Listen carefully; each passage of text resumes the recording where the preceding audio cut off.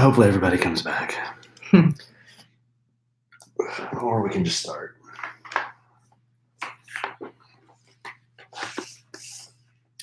Sorry, guys. I don't know what the deal is.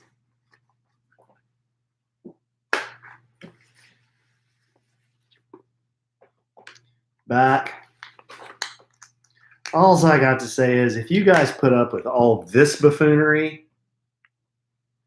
you are real fans. You know what time we're starting. You don't know what day we're starting. We always short stroke it a few times because our Wi-Fi doesn't work. And you still come back. I mean, it's like amazing. Okay? Mm-hmm. I mean, they're saying y'all are dummies for going to YouTube. You should be on Facebook. I don't know what to say. Why? I don't know what to say about that. But why? Here I am. A little bit of me. Well, scoot over. Well, I can't really. How's that? You got that little midget chair, too. I know, I'm in a midget chair, but I can't really get on it.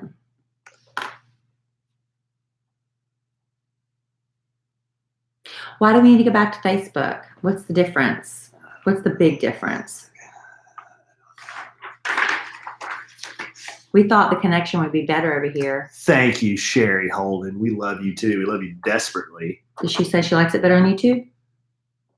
No, she says, I was like, why do y'all keep coming back? And she's like, because we love you. Thank you. Adam Martinez, where you get tattoos done. Carl Hollowell, Adam. CarlHollowell.com. Hey, I can talk about that. I totally blew off my tattoo. All right, ready? Yeah.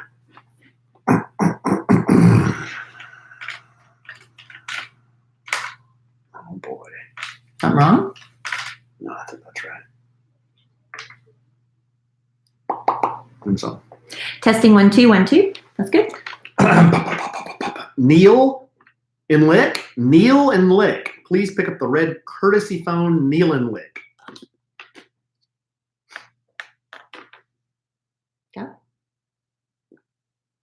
Welcome to another episode of A Sandwich and Some Lovin'. Thank you for joining us tonight. I am, well, this morning, depending on when you're listening, I am Kellie Rasberry Evans. This is my co-host, my husband. Hello, Alan. What are you doing? Having some serious chair problems What are here. you doing? What is happening? I don't know. Listen. Can you hear that? I don't know if that's picking up on the microphone, but what a mess. Anyway, we are back for another episode of A Sandwich and Some Lovin', and I don't know if you can hear that noise, but my husband's having a lot of fun playing with his chair right now. What's going on? I don't know. It's probably not picking up on the mic. It's probably not, but well, to describe the sound, it's a creaking, cracking sound. It sounded like almost like an electric current, like a shock or something at first. Well, I thought I'm lighter, and it sounds like the chair is groaning under my weight. Well, it can't be that because there's so much less of you, darling. 180 pounds, babe. Yeah. 180 pounds, Yeah. and we're going to get into this. Yeah, we are. But We got a lot to get into. Went and talked to Dr. B, my doctor, Suzanne, the lovely Suzanne Bentz, Dr. Bentz, that is, to you. Suzanne to me. And she put me on a new plan. Yeah, she did. And this is where I'm kind of like wondering how this is going to affect me. She pretty much put me on a plan it's like a normal plan. I know. That's not what I'm still on. So I'm wondering how it's going to affect me. I don't think it's going to affect us that much because I'm still going to try to eat like you're eating. But are you still going to cook for me? Yeah, I'll still Oh, cook. good. But Okay, that's what I was worried We'll about. get into that. We don't want to spill. That's what I was worried about. We don't want to spill the quinoa, which I can have now. Don't want to spill. Bragger. Don't want to spill the white rice, which I can have now. Bragger. Don't want to spill the whole wheat pasta. All right, now you're just rubbing it in. Which I can have now. Now you're rubbing it in, but that's all right. Right. I went on vacation, and when I was on vacation, I told Dr. B, I said, I'm probably not going to stick to my program, but I'm going to try to be good. I'm going to try to be good, but I'm not going to stick to it. Well, I wasn't good at all. But what I did, as soon as I got back home, I got right back on it. And Alan was kind of doubting that I was going to get right back on, right? Because the night before I started back on full full steam, I'm standing at the kitchen sink polishing off a bag of leftover salt and vinegar potato chips. Oh yeah, And he's thinking, I forgot about he's thinking, that. you're not going to do it. You're not going to do it. Kelly, You're so yeah. not committed. I'm like, no, I'm starting back Monday because I, had traveled all day Sunday. I was like, I'm starting back Monday. I'm going to be so good. Whatever. I'm like shoving. Oh. I mean, I was eating so many salt and vinegar potato chips. Your lips start turning inside out. They're all puckered. God. You know how, like, when you stick your hand down in the... you get the crumbs. Yeah, like in a bag of potato chips, and like your forearm gets greasy. Just all of it. You get crumbs and grease on your forearm. Yeah. That was Kelly. Your tongue's torn up. You don't care. You got to finish eating it because you're not going to get them for a while. Because those salt and vinegar potato chips have been sitting in that pantry, and I hadn't touched them for almost 2 months, and they were hollering at me. So I went ahead and finished those off, and the next day I got right back on, and I didn't weigh. I didn't want to know how bad I was, but I did weigh yesterday, and I was back to the weight I was before I left on vacation. So I undid the damage that was done, whatever it was. Well, you may have, but you also left out that night after the salt and vinegar potato chips, you were Haagen-Dazsing down on an apple, spreading that peanut butter. Yeah, I had the peanut butter and apple before the potato chips. So you had peanut butter and apple. Well, I could have apple, but not peanut butter. And then you followed that up with potato chips. That was supper. Wow. That was supper. Wow. But I got right back on it. Does Dr. B know this? Well, she knows I got right back on it. What did you have in New York? Like what kinds of foods did you have in New York? Well, we went to Little Italy, and so I had chicken parmesan with eggplant parmesan and a side of little pasta because I hadn't had any of that. Side of pasta, huh? Mm-hmm. Was it whole wheat? No, I wasn't on the program. I didn't have dessert though.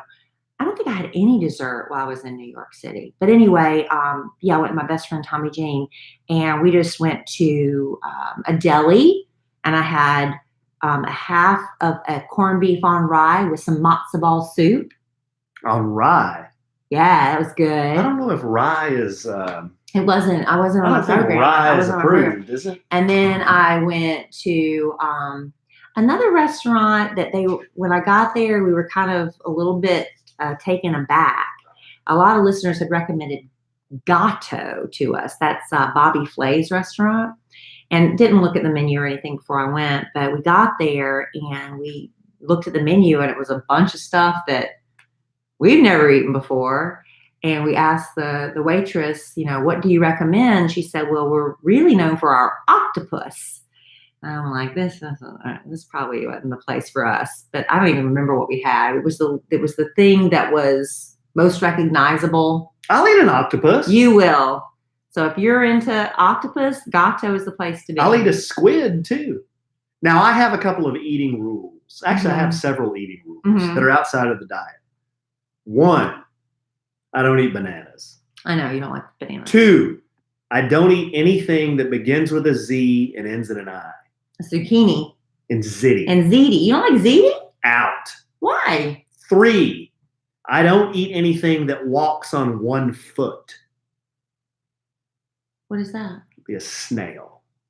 A snail walks on one foot? A snail has one foot. I did not know that. I didn't know that. Out. Do not eat anything that walks on one foot. Now, I will eat something that swims and has 8 feet or 8 legs. That'd be octopus. That'd be an octopi. No. And that would be squid, cuttlefish. I'll eat squid as long as it's the rings. I don't eat the tentacles. Okay. 4, I don't eat anything in the gourd family. I am out on the gourd family. Well, would you eat a spaghetti squash? Well, okay, you got me there. Okay. I'd probably eat a spaghetti. I don't like pumpkins. I don't like pumpkin pie. I don't like anything pumpkin. I don't like squash. I don't like zucchini.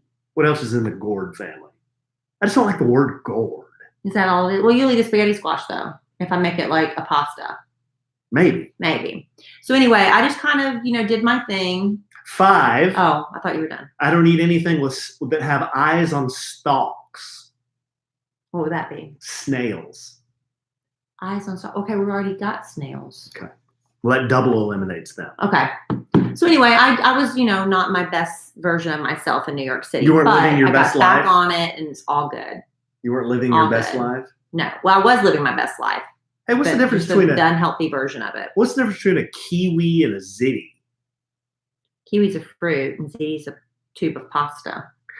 Oh, I thought ziti was a fruit. No, I was like, why wouldn't you like ziti? Oh, It's but just a ring of pasta with like meat and cheese and stuff. Oh, well, You're then thinking of kiwis. then I'll eat a ziti. I won't eat a kiwi. All right, because I was like, what's your problem with ziti? I thought a kiwi was What's your problem with tubular pasta? I thought it's totally tubular, man. I thought a kiwi was a bird. There might be a version of a bird that's a kiwi, but a kiwi is like a little thing that's like green like a lime, but it doesn't taste like a lime. It's like a tart fruit. You've probably had it on vacation and didn't even know it. A kiwi is a flightless bird from New Zealand, and a tart fruit is a cranberry. Well, there can be other tart fruits, honey. Oh. Why don't you Google image it after the podcast? Okay. So anyway, so that's it. We're back on the program. that's But see, the thing is Alan is now in the lifelong maintenance program, and I still have a few pounds I need to lose, and so that means I can't have all the things he can have, which is fine. I'm okay with that. Hey, listen. Do you hear? But I just want you to keep cooking for me. Do you hear the sound? What? I know. But I only have like 5 or 8 pounds left to lose. It's not the end of the world. Hey, and like I said, I'm not gonna like leave you in the dust and start eating chocolate cake. I mean, it's not. You've seen what I can eat. It's not a whole lot different. In fact, we went to a birthday party night, and you did not have the chocolate. I didn't cake. have any cake. There was mac and cheese there. You didn't have Passed that on either. that. There Thank was you, honey. beer there. Passed on I that. know. What else was there? I passed. You on? did have ribs.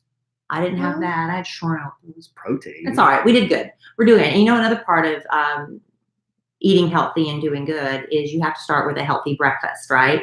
And a lot of times, I know how it is. You're trying to get yourself out the door, the kids out the door, and you think, I don't have time for anything healthy. So you shove something sugary in a prepackaged bag, just shove it in the kids' faces, and let's get out the door. Listen, everybody can steal 5 minutes in the morning and eat a breakfast that is healthy, that is nourishing for your body, that you can feel good about. And this is what Healthy Harvest is all about. It's ready in 5 minutes maximum. Some of them don't even take that long. They use organic fruits and vegetables. You can have your coffee percolating. Your Daily Harvest will be ready before you're even done with that first cup. Daily Harvest has carefully sourced, chef-crafted smoothies, savory bowls. They do the overnight oats, and more, all built on a base of fruit and vegetables. Now, the smoothies you might find really delicious, the strawberry and peach. If you want, you could put a creamy base of that, like an almond milk, and it's really good, and you'll love that. Also, if you like something with a little bit of different, maybe you're more adventurous, you could do the ginger and green smoothie. Have you tried that one yet, honey? You can use that with like a coconut water base. It's very tasty. Stick it in the blender, done.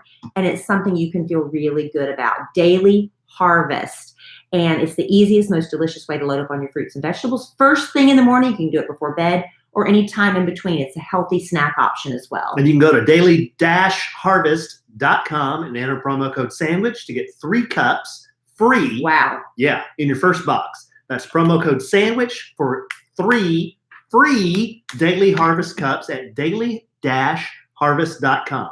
That's daily-harvest.com. Easy for you to say. Easy, bed. Gosh, we're starting out talking about food a lot. It seems like we talk about food. Well, a lot. we're slightly obsessed. You know, and I got really self-conscious. We were over at friends tonight. We went over to Amy and Russ, two good friends of ours. They were having a birthday party. Happy birthday to Ashton. Mm-hmm. 11. Big 1-1. Big 1-1. Yeah, big 1-1 on Wednesday. So happy birthday, Ashton. But we went over there, took some of the chitlins over there with us. And the adults were outside by the fire pit watching the basketball game. And then, you know, naturally everybody just starts talking about stuff. And then the conversation kind of all becomes diet. Yeah. Because our friend Amy's on the same Because program. Amy's doing the same thing. But she hasn't been on it as long. So that's all she wants to talk about. And So one of our yeah. friends kind of fussed at her and said, stop. So I felt bad because Craig and Susan were also there with us. And Yeah, they don't want to hear it. They don't want to hear it. So then I kind of shifted it towards basketball. Unsuccessfully. I tried to, but yeah, it seems like when you're on a diet, That's all people want to talk about. So let's talk about something else. Let's talk about something else. Larry. Yeah, Are we going to talk Larry. about Larry? Yeah, because last time on the podcast, I was talking a little bit about how Larry, we thought we had the housebreaking under control. We thought that was a done deal, and we were feeling really confident about giving him more free reign in the house, right? You don't always kennel him anymore. We have a doggy door, so if he needs to go out, he can go right outside. And he's been doing great, no accidents. But he still has that issue where he growls and barks at our daughters. And it just doesn't make any sense. It does not compute with either one of us why. The girls aren't doing a single thing except entering the room, and he goes nuts. And so one day this past week, when he started going off on Emma Kelly, I just was like, no, Larry. And I just, no, that's a bad dog. No, don't do that. And I just, because I'd had it. Well, next thing you know, he pops a squat and, well, not even pops a squat. He like kind of splays out on the floor, tucks his tail and starts peeing. And Alan runs over and we fuss at him for that. And he moves to another area and does it again. And we fuss at him for that. So then he jumps up on the couch and does it again. How does a dog have this much pee in him? Well, what did you find out when you Googled it, honey? Because we were really upset after these incidents. Yeah, we were just really confused about Frustrated. all of this, and it's been going on for a while. But like Kelly said, he's housebroken. Okay, I believe that Larry is house trained. He knows that he's supposed to go outside and go to the bathroom. Okay, I think we both agree he knows that. Mm-hmm. Now, I started Googling around and doing some online research about submissive dogs.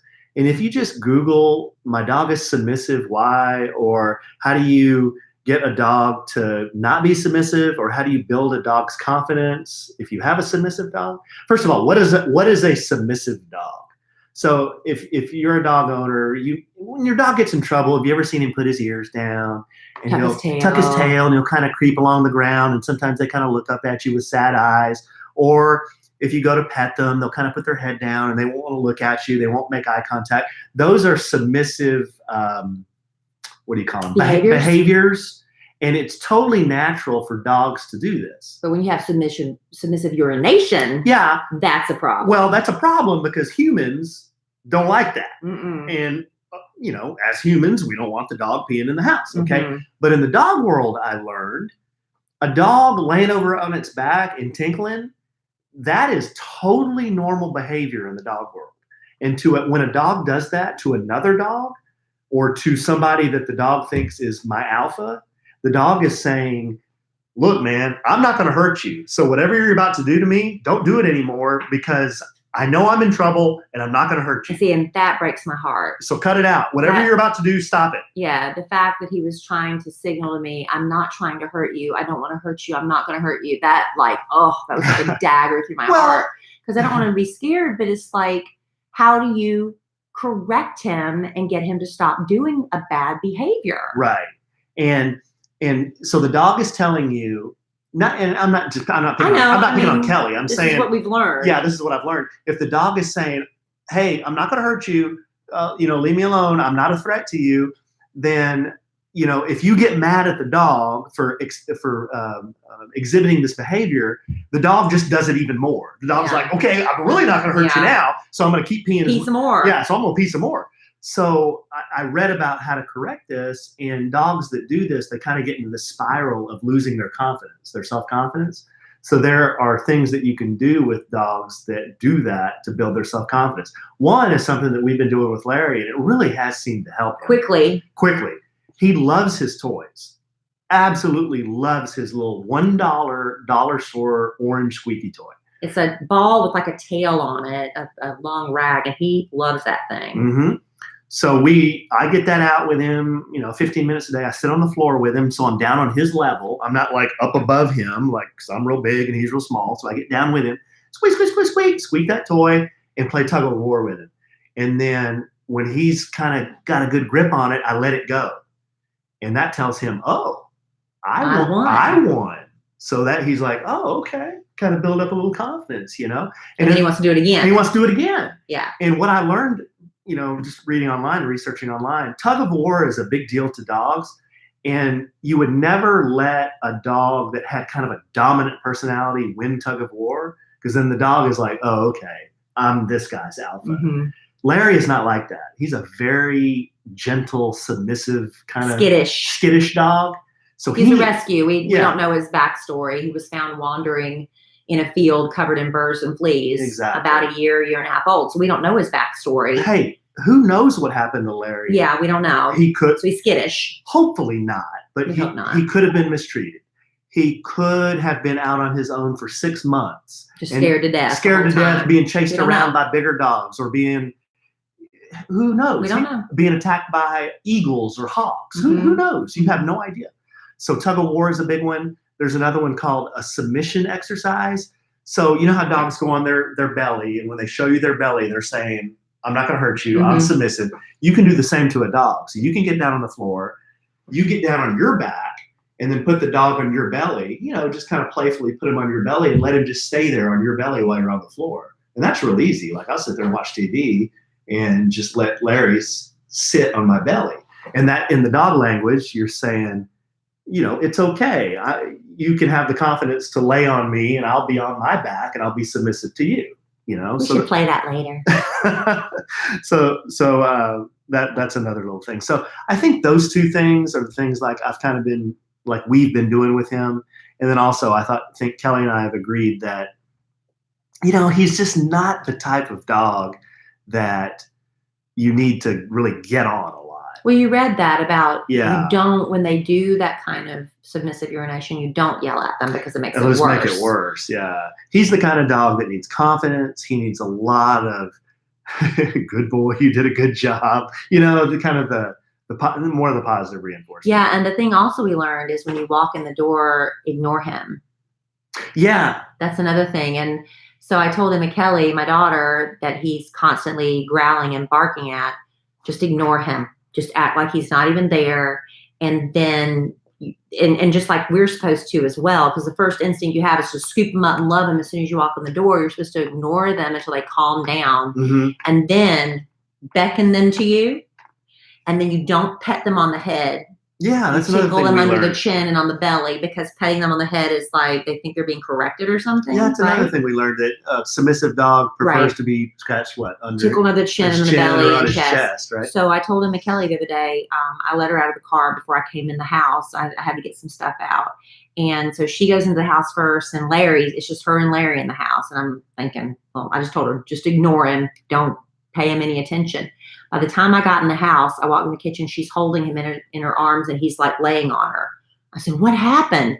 She said, I ignored him, and he came up to me and wanted me to pick him up. Right. It was that quick. Right.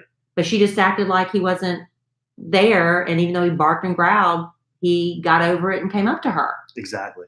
So the things we're trying, he still barks and growls. It's not like an instant cure, but that was immediate results.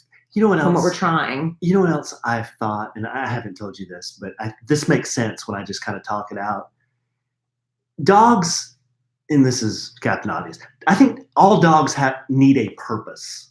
They have a purpose. Right. Like, all dogs are bred. So do humans. Yeah, they're all bred to do something. Right. Okay. Larry's a mutt. I get that. But I think this barking thing at Emma Kelly and at Brooke, sometimes at you when you come down the stairs. Until he sees it's me. Or me. Until he sees it's us. He that's his little guard dog instinct.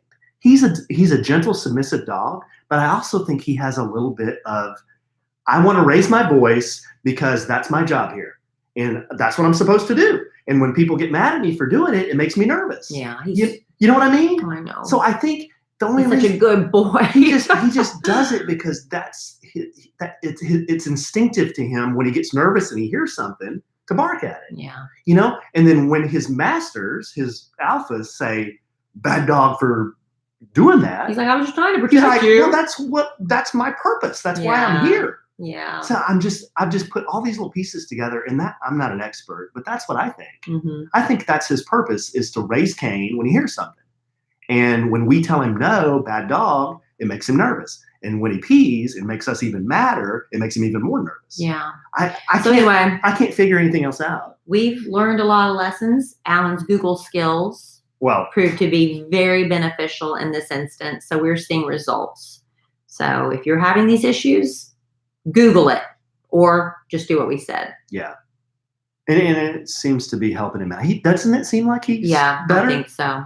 But I think if you just ignore what you don't want him to do, and then ignore him when you walk in the house, and first then thing. You give him love. Which is so hard. When you give him the love when he's doing what you want him to do, and that's being confident and coming up to you and putting his ears up and putting his tail up. He's, oh, good boy. Yeah, you're so good. Then that's what he'll do. Yeah. So anyhow. And moving on from other subjects, that was just touching back on what we did with Larry. Now I have a question for you. For me or the studio audience? You, my husband, Alan. Okay. Have you ever shoplifted? Have I ever shoplifted? Yeah. I have accidentally shoplifted. I'll be honest. No, I have not shoplifted. I have accidentally shoplifted. One time I drove off without paying for gas. I guess it's a form of shoplifting, but it's just stealing. Okay. That was an accident because I was with someone who went inside the store, and I was under the impression they went inside the store to pay for my gas because I was, doing them a favor. They just went and get a drink. And so when I took off, we got way down the road before I said, oh, by the way, thanks for the gas. I didn't pay for the gas. At that point, I was like, crap, and I should have, as the Christian girl I am, as the good citizen I am, I should have turned around and gone back and paid for that gas, but I didn't. So I'm confessing that sin right now. The second time I accidentally shoplifted was many, many years ago. I had a little girl with me, and I promised her I'd get her something at the store and put sunglasses on. She's like, oh, I want these sunglasses. So she's carrying the sunglasses around. She has them on her head. We're shopping. And guess what happens? We leave, we get home. We don't even realize she still has the sunglasses on her head. So guess what? That was my second shoplifting incident. I had every intention of when I went back to the grocery store, to that pharmacy, to say, hey, last time I was here, I didn't pay for some sunglasses. Here's $10. I didn't do that. But I have in other times where they've forgotten to charge me for stuff, gone back in. So I've maybe, I know that's horrible. I feel like a horrible person even confessing those sins. Have you ever accidentally? Why are you bringing this up? I'm getting up to a point. Oh, you have a point? Mm-hmm. Okay. So you said, have you ever consciously shoplifted? No, I haven't. But when you started telling that story, I remember. You remember stuff, right? One time I went to Home Depot, and I was in Home D's, and I forget exactly what happened, but I had a big push cart full of stuff. I had plants. I just had a lot of merchandise on my push cart. And I remember, and I also had a little blower on there, a gas blower. And I think this is when I first became a homeowner, long, long time ago. And I got home, and I was unloading everything, and I got to thinking, man, all this stuff I bought, it didn't ring up as much as I think it should have been. So I looked at the receipt, and I looked on there, and I'm like, oh crap, they didn't ring up the blower. Mm-hmm. And that was like an $80 blower. I'm like, well, now what do I do? Yeah. I'm thinking, what I should do is what you should do. I should take that blower, drive my ass 20 miles back to Home D's and say, or 5. Hey, you guys gave me this blower. It always becomes way more inconvenient. We're not going to do the right thing. Right. Or so that's the Good Samaritan side. Yeah. The devil side of it is, hey, I got a free blower. Hey man, Home D's is a freaking multi-billion-dollar public company. I know. I can't train their customer service agents to check out the right way. They're the ones that screwed up. It's their fault. So I got the free blower because of their screw up. Yeah, they should learn their lesson. See, so there's two different sides to that. So what should I have done? Well, we know what we should have done. What did I do?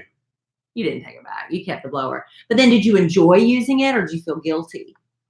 Oh, I enjoyed using it. Yeah, well. Forgot about that whole incident That's about 5 thing. minutes later. See, those are accidental shoplifting incidents. If you purposely shoplifted something, I would have a hard time enjoying it. I would always feel guilty looking at it. But I guess what happens to somebody is once they shoplift, they feel guilty. But then the second time they do it, they feel less guilty. And to the point where it's like, I don't care anymore. You kind of get desensitized to it. I think that's what happens until you get caught, right? Well, the reason I brought this up, because it spurred a memory for me. I know you don't watch The Real talk show with Tamara Mowry and Jeannie Mai. And you're speaking of Well, language right there's now. a talk show called The Real. And this week, they were talking about.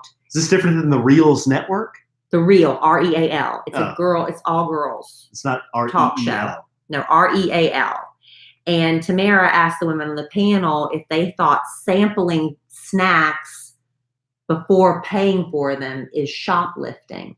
So here's the thing, right? So if you sample a grape before you decide I'm going to buy this whole bunch of grapes, which is kind of gross because they haven't been washed. No. That's not okay. Well, some people will snack throughout like they'll get a can of something or a bag of something and they'll eat it throughout the store and then throw it away and not pay for it. Yeah, that would be shoplifting. Yeah, that's shoplifting. Okay. You're consciously using their merchandise or products and you're not paying for it. Okay, but if you're eating so you're starving and you get a snack and you're eating it through the store, but then Who's starving? But you take I have done that before where I'll eat, I'm going to go ahead and open this thing and eat a few. But then when I get to the register, I'll say, hey, this is open. I've already started eating it. That's not shoplifting. No. It's not shoplifting until you leave the store. It's not shoplifting unless you eat it all and throw the pack. Unless you don't pay right. for it. Right. Because we used to own a business and they used to say until they, like the police would say, to be on the safe side, until they leave your store with it, it's not considered shoplifting because they can always say, oh, I was going to pay for it. It's just like covering your bases and stuff.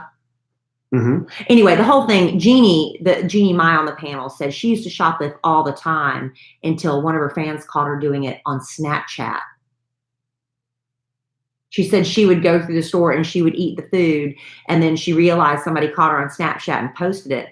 But the thing is, they confused her with another Asian actress named Brenda Song. And so she said from that point on, she stopped doing it because she got caught. Isn't that interesting? So she was eating food. She would eat food. Not paying for it. So now what she does, she says she used to do it all the time, but now what she does is she really wants something badly, like while she's shopping, she goes up to the register, pays for it first, they put a sticker on it, and then she eats it while she's in the store. But I don't think that's an issue if you're eating it while you're in the store as long as you pay for it. You bring the package up and pay for it, right? All right, let me ask you another question.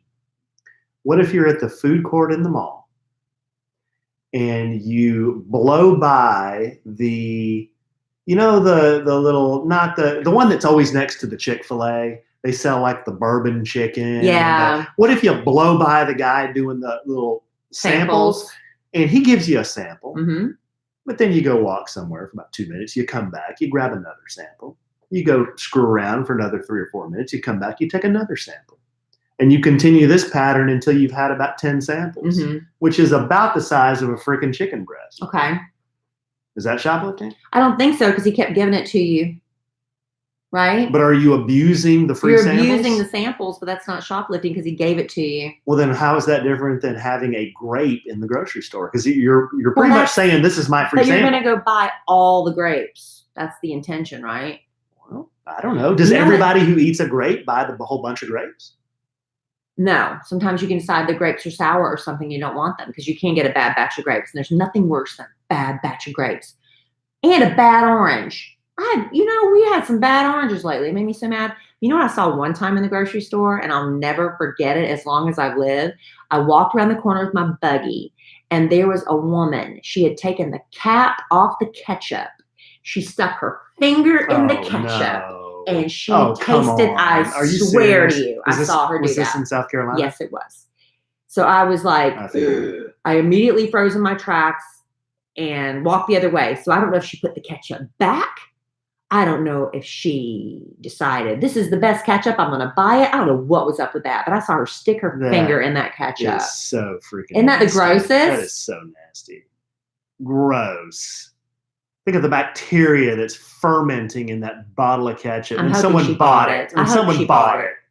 I hope she bought it. That is so gross. My parents used to have a Western wear business called Go West in the Florence Mall. Have I sung you the jingle? Yeah. Let me sing it again? Yeah, go ahead. We got hats and belts and boots, jeans and shirts and Western suits, all the finest Western wear. Go West. Go West. We got the finest Western wear. Go West. Those good old boys don't dress you well. Go West.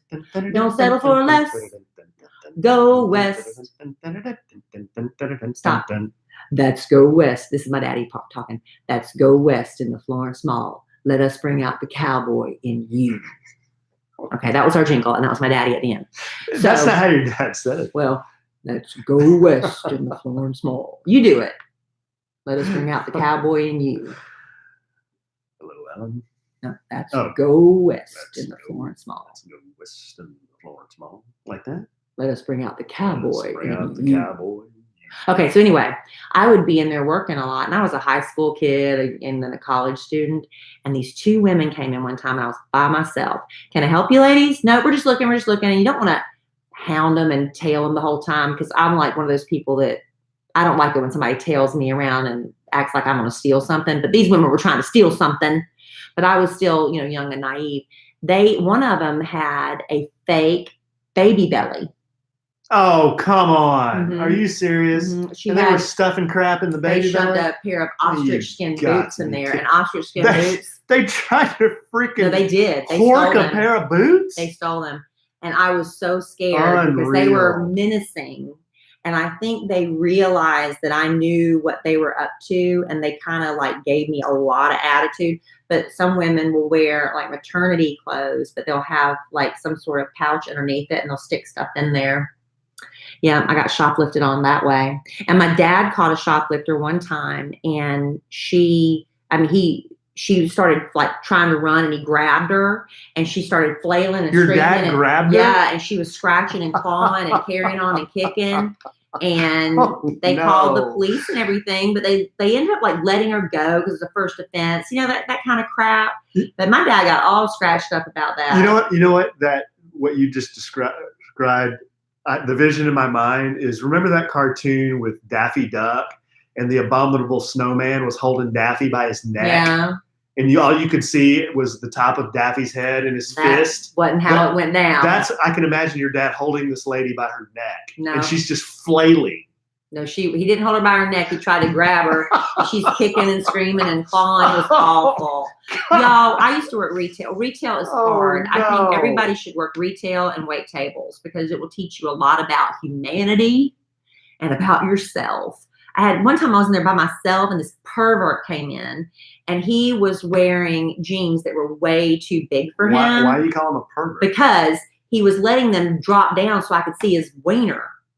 That's what he was trying to do. He was like letting them hang down, and he was kind of walking up to me and kind of like acting like he didn't know what was going on. And I'm trying not to look. I'm terrified. And I'm like, how do I get to the front to call 911? And it's like one of these situations. It was awful. That is so gross. Oh, I'm telling you, retail is hard, especially when you're by yourself. Hey, let me guess. That was also in South Carolina. Yeah, it was a Go West. Go West. We got the finest Western wear. Go West. Them good old boys gonna treat you well. Go West. Don't settle for less. Go West. No, that's your part. That's Go West. Let's go west. In the Florence Mall. In the Florence Mall. Let us bring out the cowboy. Here's a strawberry from a raspberry. No, that was later. Oh. So anyway, that was just my interesting shoplifting stories. I don't know if Alan had any to share. You never worked retail, did you? No, never worked retail. No, I never did. Maybe you should. I can arrange that. No, just that Homie D's donated me a blower, and I had that. Oh God, I had that blower for probably 10 years. Well, good. I'm glad you got some use out of it. Free blower. No Yeah. guilt whatsoever. No guilt from this guy. Well, speaking of blowing things, Al's been doing a lot of work around the house. It's kind of like a spring cleaning kind of thing going on, right? Outside with the patio and with the front yard, you're getting everything ready for spring. And the inside of the house, we're getting everything ready for spring. It's just something about the change of weather that makes you want to clean stuff, right? But you want to do it in a way that is good for the environment and good for the health of your family. And that's why we love Grove so much. Love Grove. So whether you've got a trail of muddy kids' footprints or a pile of dishes, nothing cleans your house like the spring scents they have now from Grove. Healthier home products, accessible and affordable. Over 500,000 families shop grove.co for non-toxic dish soap, plant-based skincare, tree-free bath tissue, anything you want that is good for you, good for the environment, eco-friendly products online at grove.co. Or eco-friendly too. Did I say eco-friendly. Anyway, they have the names you know and love. 7th generation Burt's Bees. Mrs. Myers. Love Mrs. Myers. Right? Guess what? Use it every day. We're almost out of the multi-surface. Order some more. We got these guys on regular shipments here. We use Mrs. Myers products like they're going out of style. We get them from grove.co. And right now you can get an exclusive Mrs. Myers offer from grove.co before it runs out. You select your favorite spring scent.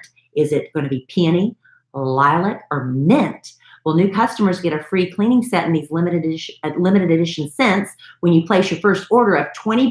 That's it, just $20, and you get this whole free set, which includes Mrs. Myers Spring Hand Soap, Mrs. Myers Spring Dish Soap, Mrs. Myers Multi-Surface Spray, and your favorite spring scent, a Grove Collaborative Cleaning Caddy, and Grove Collaborative Walnut Scrubber Sponges. Those are all free. All you have to do is place that minimum $20 order. So try Grove now before this exclusive spring offer runs out. For a limited time, our listeners get a 3-piece cleaning set for Mrs. Myers Spring Scents, a free 60-day VIP membership. Love that. And a surprise bonus gift, babe, just for you when you sign up and place an order of $20 or more. That's it. Oh, you can do that easy. Check out Grove and our special offer at grove.co/lovin. That's grove.co, not .com, /lovin. That's grove.co, not .com, /lovin, Lovin. You really are a bad out of Mrs. Myers. Got to get on that. No, we are. We really are. Think about our granite countertops. I'm not dropping a dime, but we do have granite countertops. We so fancy. They're kind of this very neutral color. They're so neutral, which we like because you can't see dirt on them. But if you get down on them, like put your face on them, you can see all this junk. Yeah, and they get sticky. And like, why is my counter sticky? It looks clean. Then you get your Mrs. Myers out and then look down. Clean as a whistle. Hashtag not an ad. That's not part of the truth, though. That's the truth. We need to read some listener mail. I got some really great letter from a listener this week I want to share. And I know you have some we need to get to as well. I do too as well. You know, I used to work at a company and there was a guy and the poor guy, whenever he would give a presentation, every sentence, and I am not exaggerating, every sentence he would end it with "to as well." Two as well? Two as well. So he would say something like, you know, when you're outside doing your favorite activity, the last thing you want is a sticky plastic shirt weighing you down. Two as well. Wouldn't you rather wear something that's extremely comfortable, performs great, and won't hold you back? Two as well. Doesn't make any sense. Yeah, he would say two as well. It was like you two as well, like you as me. You're agreeing with me. Like, what's a slingshot? Two as well. Well, imagine if a motorcycle, a jet ski, and a snowmobile all had a baby. Two as well. So we started calling him. Well, I didn't, but a lot of people started calling him two as well. Okay, that's weird. Like to his face, they would call him two as well. Did he think it funny? No. No, he didn't think no that was sense of funny. humor about that? But anyway, you just saying two as well reminded me of that. I don't even remember saying it now. Well, no, you don't say it as a crush. He said it as a crush. I don't even remember saying it at all. Two as well? When did I say it? Did I say it tonight? Yeah, that's why I just brought that story up. No, I don't even remember saying it. You want to read this one? I do. Oh, you too as well. You have some letters too as well. Two as well. Did you want to do that? Well, we just did one. All right. I can do another one. That's all right. Whatever you want to do. Well, read that. All right. So this is a really sweet letter I got in my Yahoo email. It says, we met, and like this sweet woman thinks I won't remember her. Of course I remember her, but she says, we met in November on the Kids trip. Now, for those of you who don't know, Kids is an organization started by Kid Craddock many, many years ago. It takes children with life-altering conditions and their families on an all-expenses-paid trip to Disney World. We go every November, and this is one of the moms from one of the families from this past trip. So she said, we met in November on the kids trip. I'm Griffin's mama. And also my sweet Molly was the one with the hair full of torture glitter, because y'all know how I feel about glitter. Glitter's of the devil. And our Grant is the little guy who wrote the letter to his baby brother and read it on the show while I sobbed. So she has 3 children. The oldest son wrote a letter to his younger brother, who is in a wheelchair, has all these major conditions, but this child is just a light. And the brother was letting him know how much his little brother was his hero. But the mother, she had glitter in the girl's hair because she wanted to be like a Disney princess, but she mixed it with like this glue. It did not come out of that child's hair all day until she shampooed it at the end of the night. That's a good tip for you moms that you want to do the glitter hair. She literally mixed it with like hair gel, glue, and like hair gel and glitter, and it just stayed all day. It was cool. Anyways, she said, I had to pop on and tell you, I finally got a minute to myself to go for a walk the last few nights, gloriously alone, and I got to listen to your podcast. Love it. So light and fun and entertaining. A couple of times I laughed out loud, and the other walking mothers probably think I'm nuts. When our tribe listens to the show now, her tribe being her family. Wait a minute. When our tribe is she part of the tribe? She calls her family her tribe. Oh, but she's not part of the tribe. No. When our tribe listens to the show now, it stirs up the best memories and happy thoughts of our amazing kids trip, and the podcast did the same for me. Thanks for keeping this mama entertained while I did a bit of cardio. Hope you're all well. And that's from Stephanie. Isn't that sweet, honey? She finally got around to listening to our podcast, and she really likes it. Laughed out loud, huh? Every once in a while. She did a laugh out loud? That's what she said. Well, I'm glad. Every once in a while. When people say they laugh out loud, I like that. I do too. Makes me feel good. Like we're being extra silly. I have a few letters. Okay.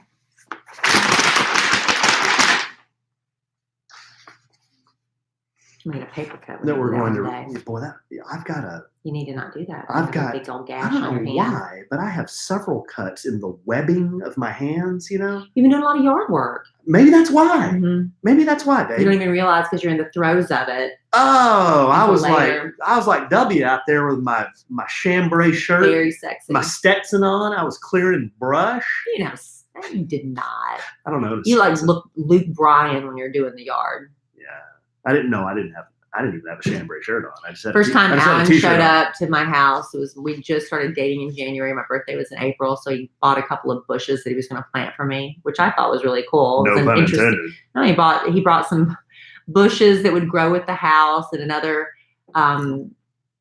plant you wanted Emma Kelly to help you plant. So it'd be something that she could do with you for me for my birthday in this house that we were going to be in, and then we sold the house. Those trees, I'm sure they look really good still.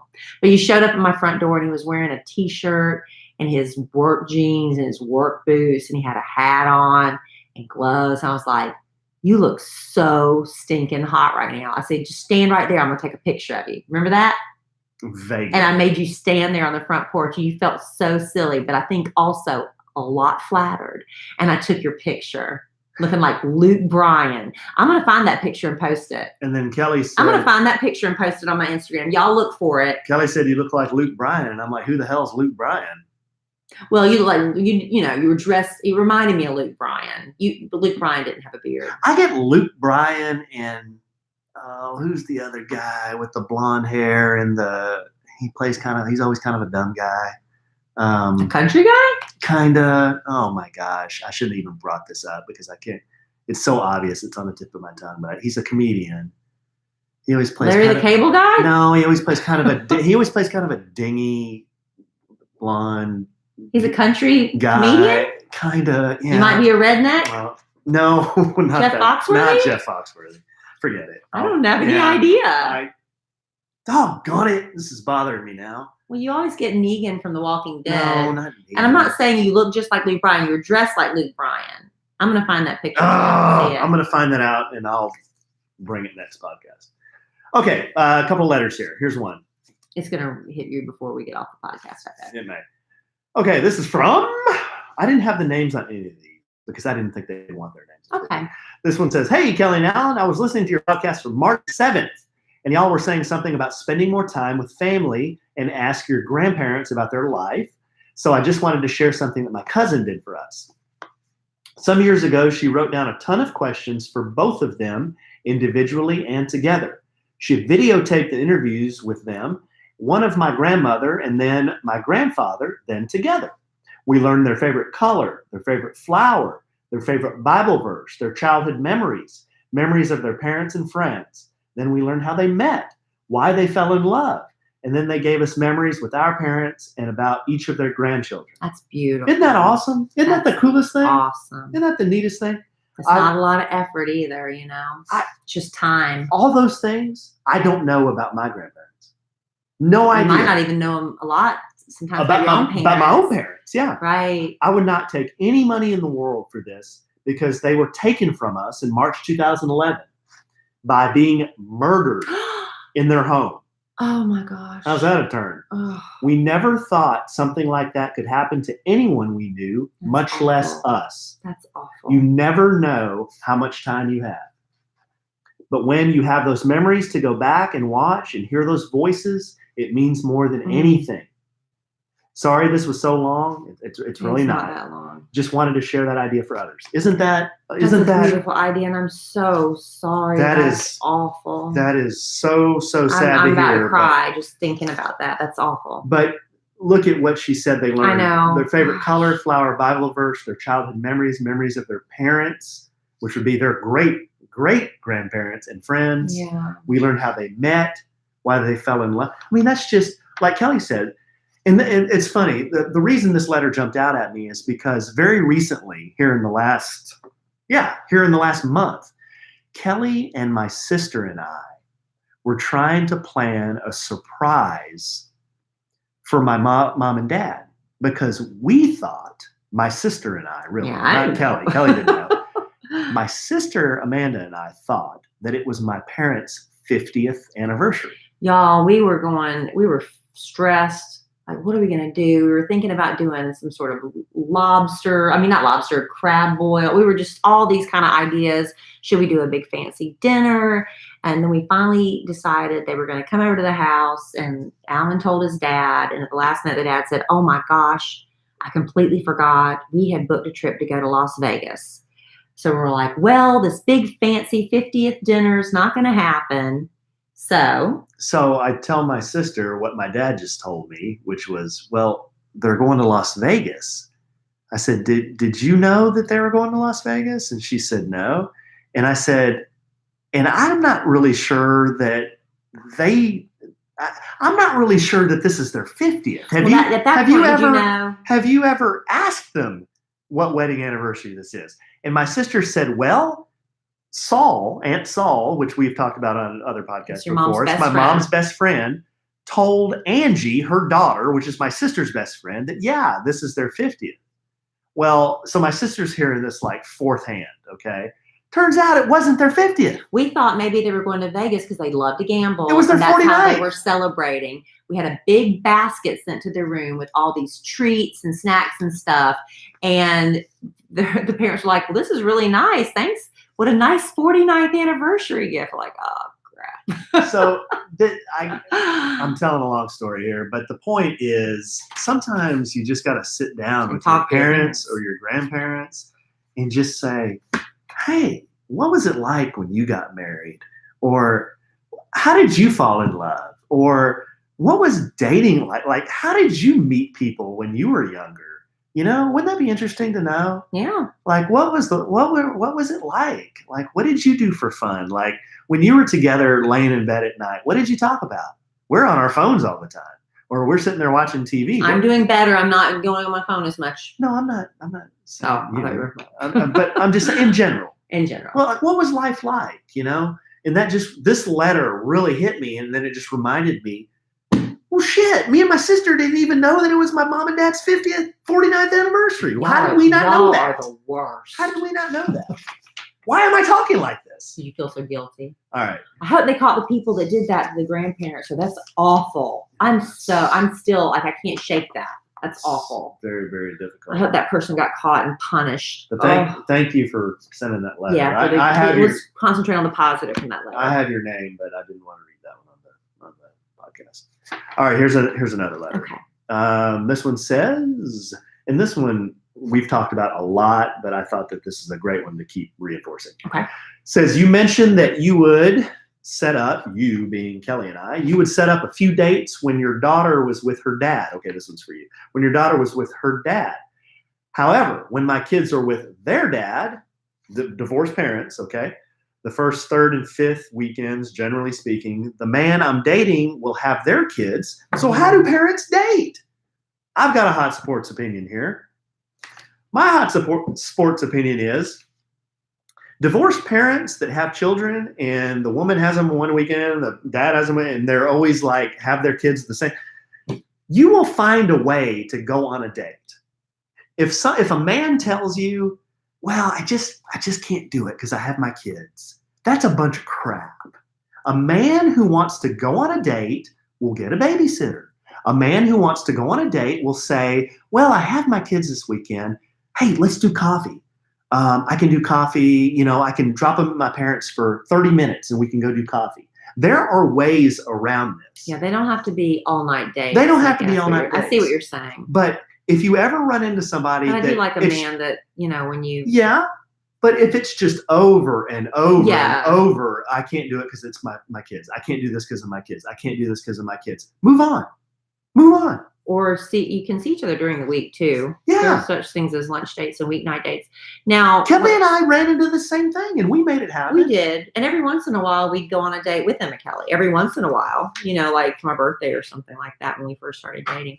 But what we did once we got married, because the same thing, two divorced families, if the first, third, and fifth weekend, which is, I'm assuming that's like that across the country. I don't know. That's the way it is in Texas, where the father usually gets first, third, and fifth. Well, if we abided by that, that means the kids would never be together, because when Alan's kids were with him, Emma Kelly would be with her dad. So I went to Emma Kelly's dad and said, would you be willing to change your visitation schedule to the second, fourth weekends? He said, as long as I don't lose my fifth.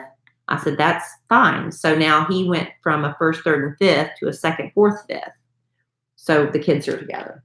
And that's something you do after marriage. I don't think you do it when you're in the dating phase, but that's something to consider, just getting just because the court papers say you have to do something, and in some situations, divorce situations, you've got to abide by it because one or more of the parents aren't reasonable. So you have to go by the letter of the divorce decree. But, if it's an amicable situation, you just do what works for you as parents, right? Yeah. And let me not come across as sounding insensitive to the single parent that has to take care of children, because I've been there. I've done it. Kelly's done it. It's not that at all. Your children come first. Absolutely. Your children always come first. What I'm saying is, you find time, you make a way. You find time, and if something's important to a man, and I'm really picking on the men. If something's important to a man, he'll make it happen. He'll figure out a way. He can spend time with his children and be a dedicated dad, and he can also find time to go on dates. Yeah, you can do it. You can. You just have to want to do it. You have to be creative. And just, like I said, going on a date doesn't mean, you have 6 hours. 2 or 3 hours, you can get a babysitter. When Kelly and I first met, and we still do this now even, we'll find little pockets of time. Kelly's busy with work. I'm busy with work. We're both busy with children. Life is busy. It's very busy. But every once in a while, her and I will say, hey, let's just go get lunch or something real quick. We only have an hour. We have an hour and a half, or, whatever. Let's do lunch. And that's our date. We haven't been on a date, dress up, go out and date in a long time. But we find time really during the week, on the weekdays. We've been doing that a lot more lately with our schedule. Right. So that kind of takes away the need from having to get dressed up to go on a date night, because we do spend a lot of time during the week. Right. Yeah. But you have to, I guess, to answer the question, we're beating it to death now, but you just have to be creative, and the man has to want it. If he wants to see a woman, he will do it. He will make that happen. Yeah. And make him do it. That's his job, is to chase. Yeah. I'm a firm believer in that. The woman shouldn't have to chase the guy around. I know. I think it's kind of hard now, because I think men are put in a bad spot too, because women are so independent and the roles have changed and shifted than, the way it used to be, the old-fashioned way of dating. Well, hey, and you're right. Maybe that is old-fashioned to say that. But no, there still is that instinctive thing where I think a man needs to chase. But I think, women being as independent as we are, and we don't need a man for this and that, that it's kind of like changed a lot about traditional dating. Maybe you don't need a man then. And I'm just saying, it's just way more difficult. Move on. It's just become more difficult. Yeah, I hear you. Okay, here's the last one. Hi, Kellie and Allen. I recently watched the series Parenthood for the first time on Netflix. I Mhm. never saw the show back when it originally aired. Somebody recently recommended that for us to watch. Oh, really? Remember? Yeah. It's probably one of the best series I've ever seen. I laughed, I cried, loved it so much. Sounds like our podcast. Anyhow, I know everyone is talking about what new shows to binge on Netflix, but now I'm wondering what other old shows I totally missed out on the first time around. What are some oldie but goodie shows on Netflix that we all need to watch if we hadn't seen them already? Love y'all. Love your podcast. Missy Elliott. Well, I'll tell you, Missy Elliott. I've got some good ones. Well, only thing I know is like my daughter and your daughter and kids like in junior high, they are all in love with Friends because they have been watching Friends. Is that on Netflix? It's on Netflix. Wow. And the great thing about Friends on Netflix, you know, it's on all, you're like, why would I need to watch it on Netflix? Because you turn on the TV, it's syndicated. They're in chronological order, which is really fun. So you can watch them completely in order. And they're obsessed with Friends. So you probably have seen it, but I'll tell you, I had to go to an appointment today, and they said it was boring, and I had to sit there. And they said, "Do you want to watch Netflix?" And I was like, "Sure." And she put it on Friends, and I sat there, and I was literally laughing out loud. And I don't remember the last time a TV show made me. You know, you sit there and you're like, you smile, like that's funny, but you're by yourself. I was laughing out loud. You forget how good that show was. Yeah, that brings back college memories. I remember in the dorms, everybody would be hunkered down. Is it Thursday night? Probably. I think it was Thursday night. Everyone. NBC. Yeah, everyone would have friends on in the dorm room. So that's a good one even if you've seen that before, to go back and watch it. Yeah. Well, that's a classic. And I was just more thinking of some of the recent true crime stuff that isn't new, but we have seen it recently, but it's a couple of years old. Abducted in Plain Sight. Oh, that one? Yeah. And, yeah, that's 90 minutes of your life. Yeah. That's it. And it's over. I was talking to my dad at the Did he ever watch it, your dad? He finally watched it. Oh, I need to ask your dad about it. We were at my son Cole, he had a baseball game today, and I was talking to my dad, and he said, "Well, I finally watched that what was the name of it?" And I said, What? You know, the one Abducted. I'm like, "Oh yeah, Abducted in Plain Sight. What'd you think about that?" He just kind of closed his eyes and shook his head. And oh no. And I said, "Pretty disturbing, wasn't it?" He's like, he couldn't even talk about it. Disturbing is the only word you He can couldn't use. even talk about it. And I just kept saying over and over, "Oh, it's just kid stuff, Bob." I just said that over and over. He was so disturbed. It was bad. I said, "Dad, would you ever get in a car with another dude and go to a park just to talk?" Yeah, you would. I don't know why you have a problem with that. I asked Cheddar about that. He said, "Out." Y'all are ridiculous. And he said, "I know you and I wouldn't do that." That is not true. If you knew somebody as a man that said, "You know what, I'm having trouble. Can we just go somewhere and talk?" I don't think that's ridiculous. You don't think so? If he'd ask you to go to a bar and talk, would you go to a bar and talk? Yeah, probably. But just not to a park. Not to a park. Well, I don't know if we were very helpful to you. I'd suggest Friends. I'll tell you another good show that I really like that's a little bit risque is Grace and Frankie. I think that's the funniest show with Lily Tomlin and Jane Fonda.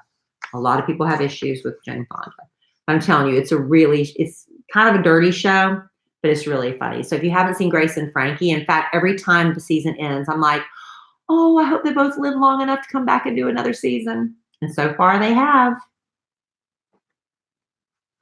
Not a big Jane Fonda fan. I know. A lot of Do people you are. want Grace and Frankie's to, pretty cute. we got to do this? Yes, and I will. we'll bring it home for Jerome. All right, we have a new sponsor. It's called Free What? Fly, and you're very excited about this. Yeah, Alan I'm all is. about the free fly. If you do a lot of outdoor activities, That's me. Especially if you live like we do, where it gets really hot, or if you're in the South where it gets really sticky, you're trying to do all this outdoor stuff, and all that, the clothes you're wearing are just sticky and uncomfortable, and it weighs you down.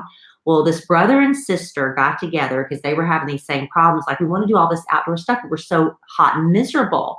He was a Montana fishing guide. She was a designer for Nike. And they are obsessed with the outdoors. They say, okay, what can we do? This is our mission. We're going to create the most comfortable shirt. And they have done it with Free Fly. This is for outdoorsmen and outdoors women who won't settle for uncomfortable clothing. This stuff is butter soft bamboo comfort designed from top to bottom. People who have worn this stuff say, look, I've gotten rid of all my cotton t-shirts. I thought that was the best I could do until they found Free Fly and the bamboo. It's crazy how soft this stuff is. Like butter. And this is really just simple clothing, no unnecessary bells and whistles, subtle branding, a very natural color palette, simple, clean design. Plus, Free Fly's bamboo has natural UPF sun protection. It keeps you cool on and off the water. They have hoodies, they have t-shirts, anything from fishing trips to casual nights out on the town. You're going to love Free Fly. You love it, Alan. Love it. So it's time you stopped being uncomfortable and tried out Free Fly's bamboo clothing. Mother's and Father's Day. Right around the corner, babe. Right around the corner. So gear up for mom and dad. You can get 20% off when you visit freeflyapparel.com and use our promo code SANDWICH. That's freeflyapparel.com, promo code SANDWICH. And Alan heard they were coming on board. He was so excited. I said, give me He's one. like, yes.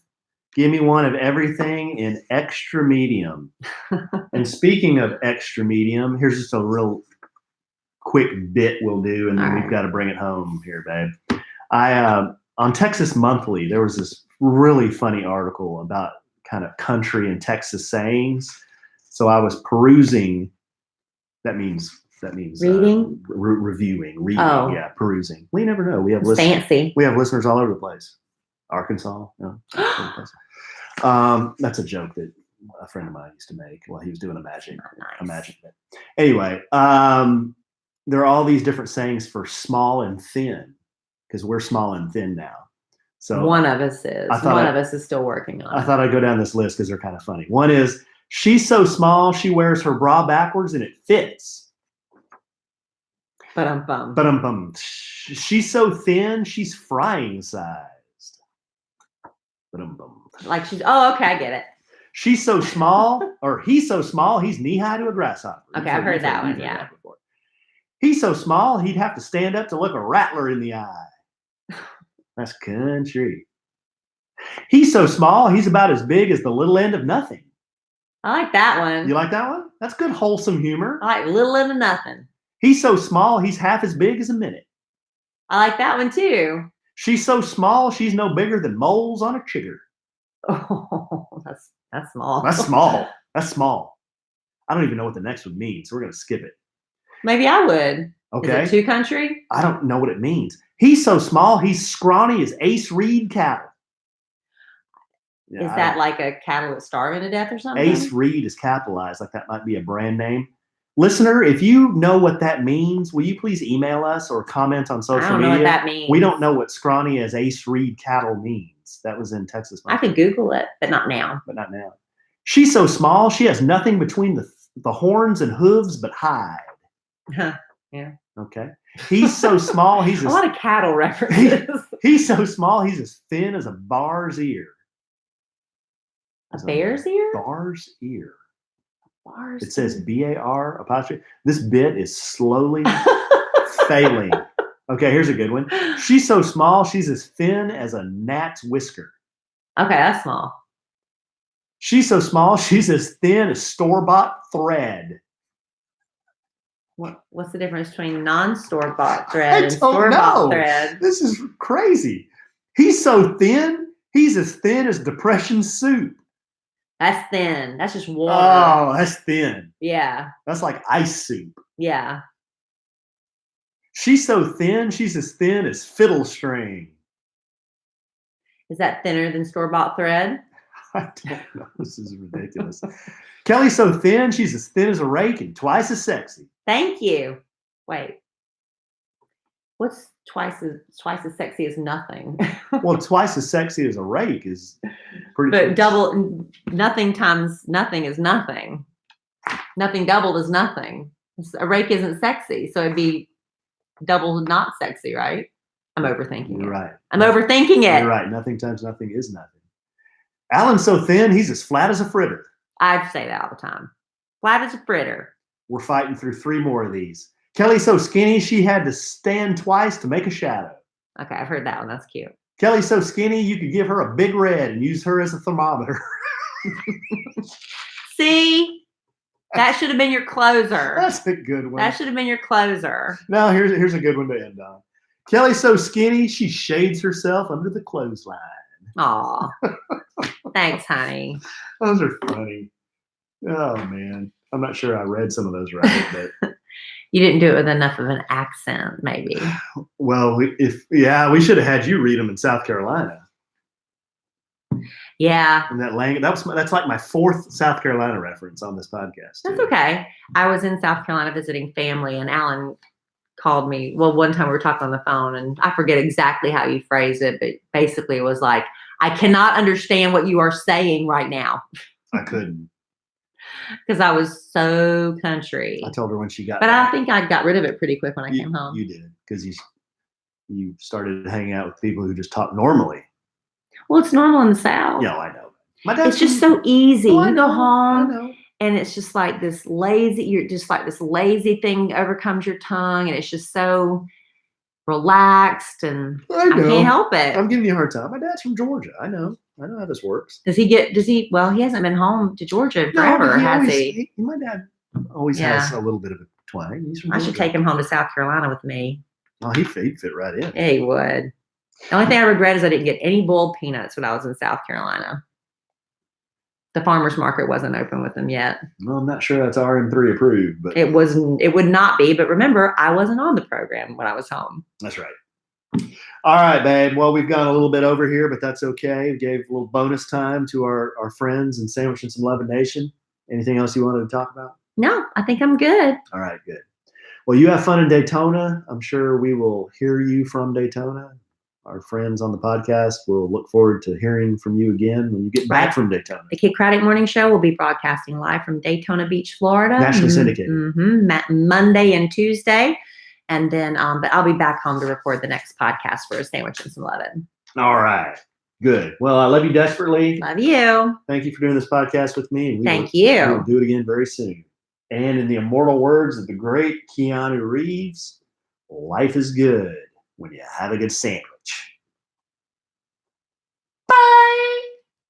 I'm going to Google Ace Reed cattle. Yeah, I don't Is it know. Ace Reed cow or cattle? I don't know what that means. Ace, A-C-E, Reed, R-E-I-D, cattle. Scrawny is Ace Reed cattle. That's inside baseball. I don't know what that means. Ace. R-E-I-D cattle? Yeah, what does that mean?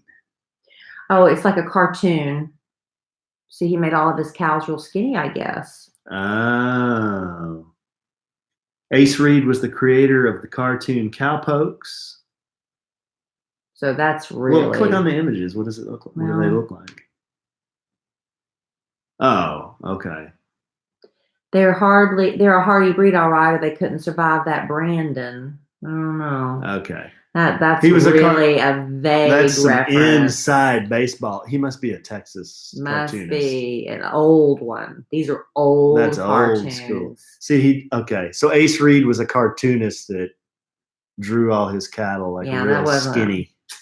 Boy, Man, Texas Monthly needs to update their jokes. Well, babe, can you imagine coming up with? I mean, they came up with like there's 20 of them. Well, they could go to like Yo Mama jokes. Your mom is so skinny. Well, that's not Texas Monthly. That's Your Mama, right? But I'm just saying. And then who knows Ace Reed? Yes, Kara. The guy was in Marley and Me, the blonde actor, not Luke Wilson. Luke Wilson? No, that's the guy you said I look like. Who's the blonde? Owen Wilson. Owen Wilson. I couldn't remember his name. Owen Wilson. You look at all like Owen Wilson. Owen Wilson's a broken No, nose. I know, but I get Luke. Who'd you say I look like? I said Luke Bryan. I get Luke Bryan and Owen Wilson. I don't know why you get Owen Wilson. I get those two confused. I don't think anybody's ever said Owen Wilson about you. I think you're confused. No. I'm not saying I look like Owen Wilson. I'm saying I get those two guys confused. Oh, I thought you were saying people say you look like him. No. Owen Wilson. Yeah, Owen Wilson. How can I didn't know who you were talking about. He's from Dallas. He is? Yeah. Yeah, Owen There Wilson. he is. Yeah, there's Owen Wilson. When you're saying country comedian, Well, look, he's in all he does is funny movies, right? Yeah, but he's not country. Well, he so talks like he's country. No, he doesn't. You really think so? Well, he speaks some kind of language. I don't know. He's like, man, hey, man. You know, he was in Derek Zoolander. Maybe I was thinking Owen. You're Derek Zoolander. I get all these guys confused. You're a freaking model. I can't even do it. Yeah, I met him once in a bar. And he was, you know, what is he going to say? I would say he wasn't very nice, but he wasn't not nice. He was just like, well, nice to meet you. You know, it's kind of like, you know, he was there with a really pretty girl. And she must have been into really crooked noses. Well, he's Owen Wilson. And he's I'm sure he is Owen Wilson, but he still has a very crooked nose. Yeah, well, he's broken it a few times. I don't think he's done anything to it. Somebody hit him, or what happened? I guess so. Luke was the one. Luke is the one that dated Gwyneth. This is why I get him confused. Because he's got a brother named Luke Wilson. And that other dude you said is Luke Bryan. That's why I get him confused. And this guy looks like Luke Bryan. And Luke Wilson dated Gwyneth Paltrow, and he would bring her to Dallas, and they were dating, and she would go to like Whole Foods, and people would see her there. And Luke Bryan used to date Gwyneth Paltrow's sister. No. Oh. Luke Wilson. No, Gwyneth Paltrow's sister. No, Gwyneth Paltrow didn't have a sister, does she? So there's Luke Bryan, who is now on American Idol. He has a beard, but you don't really look alike. It was just that day you looked like him. I'm going to find that picture and post it. I have to wait until after the podcast airs to do it. All right, all right, all right. You have to remind me, though. All right, all right, all right. What's everybody doing? Not a lot. All right, guys. This is pretty late for us.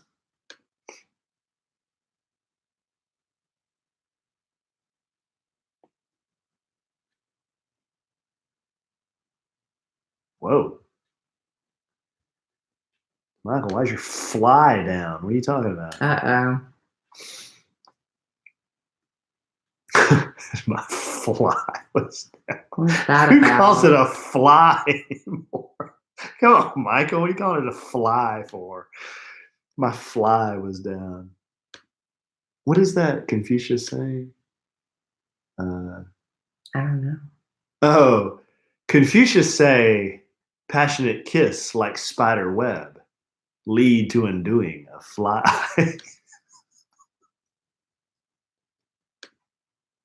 I don't know. No? You got nothing? What? Say it again? Confucius say, a passionate kiss is like spider web, lead to undoing a fly. Oh, yeah. Oh, man. A good place to eat, Justin, in Dallas? It's affordable. We just went to Monica's Tex-Mex, which it wasn't very expensive, but it was really good. It's downtown Dallas. It's kind of a hole in the wall spot, that Monica's. It used to be called Cedar House or something like that. It's in Deep Ellum? It's a kind of catty corner to Gillies. It's off what's Gillies on? Oh, what was the name of that Gillies? street? Lamar? Lamar. It's Monica's Mex-Tex. Yes. Esprit Fleck, he says, Confucius say, man who stand on toilet is very high on pot. Also, Confucius say, man who walk through airport sideways is going to Bangkok. No? I like that one. I used to know a lot of those. Confucius said, Michael, it does. We're not doing a stream tomorrow. Don't cross the streams either. What does that mean? That's from Ghostbusters. Man, I want to go to Vanilla Ice. It's Kelly's birthday, though. We're not able to go out there, Justin. No way. Confucius say purple crayons don't taste like grape. That's a good one. Do you really want to go out to Billy Bob's to see Vanilla Ice? That's a long way to go see Vanilla Ice. I don't know. It's you can put it off on me if you want. It's only $35, but It cost about $50 worth of gas to get there. And you probably have to spend the night. Oh, $50 or 50 Uber.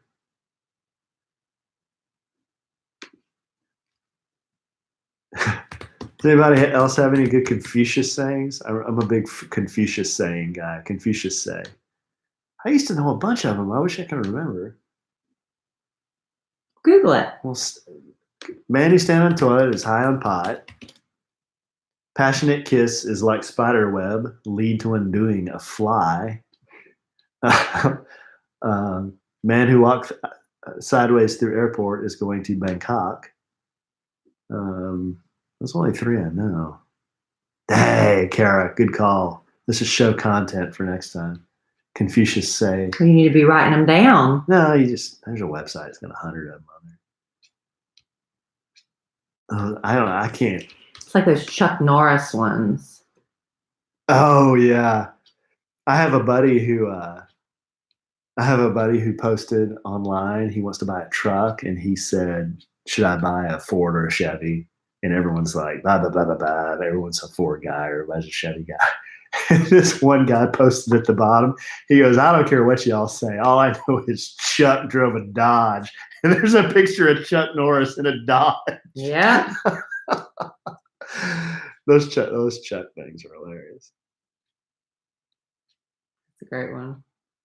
Justin wants to know if he gets in early enough Friday, could he stop by the studio and say hi? What time y'all leave on Friday? Like 10? We bail as quickly as we can on Fridays. So, I mean, get there as close to the end of the show as you possibly can, or before. I mean, get as early as you can, because honestly, on Fridays, we bolt as quickly as we can. Oh, they disappear like. Not that we don't love our jobs, but we're just, if you have weekend plans, you got to get going. They disappear like a fart in a tornado. There's got to be another analogy. You know who runs out of there so fast? Like I'll walk in at 9 o'clock sometimes, and then you just see these papers kind of falling like this to the floor. Big Al Matt. My man. Can't tell you how many times they've had to call him to come back. That guy. Because he's like, "Where's Al? He's already left." They call him, he has to come right back. He's halfway to Waxahachie. Al. My man.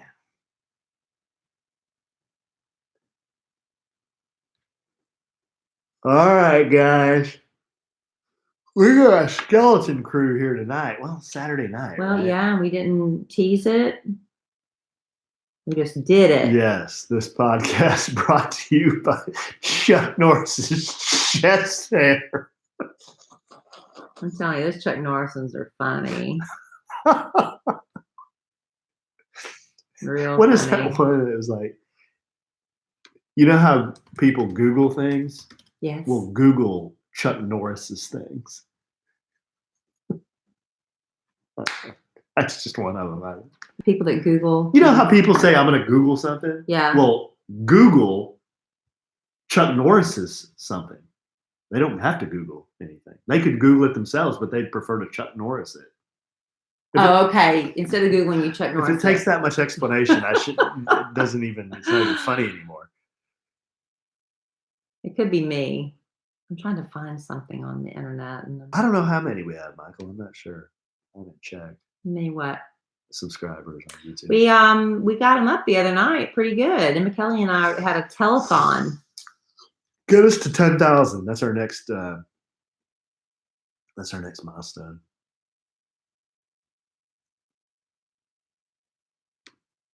That's it. All right, guys. I'm about. I don't know why those tickle me. Justin said, if you Google the wrong thing, Chuck Norris's fist comes out and hits you. That's funny. That one, like, when Chuck Norris does push-ups, he's not pushing himself up. He's pushing the earth back and forth. That's funny. That's cute. All right. Y'all have a good night. You want to shut her down here, or do you want me to do it? Do you know how to do it? No, I don't. I've never done it. Okay. Here's what you do. I'm going to train Kelly on how to do this. If you Google the wrong thing, oh, you already did that one. Yeah. All right. Night, everybody. Night, night. Bye. Good night, y'all. Talk to you later. Thanks for sticking with us.